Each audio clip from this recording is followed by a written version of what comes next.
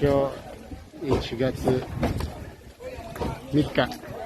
2022、皆さんダイバーとかこっちの地元の人とか、あとマリンバードボートオーナーアソシエーションとかみんな集まって助けて掃除してます。もうこれから毎週やると思います。1回じゃは多分はすぐはクリアはできないですね。